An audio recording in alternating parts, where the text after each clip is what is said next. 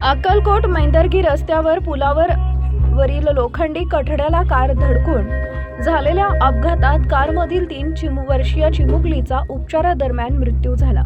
ही घटना गुरुवार दिनांक 4 रोजी घडली। या अपघाताची नोंद अक्कलकोट उत्तर पोलीस ठाण्यात झाली आहे।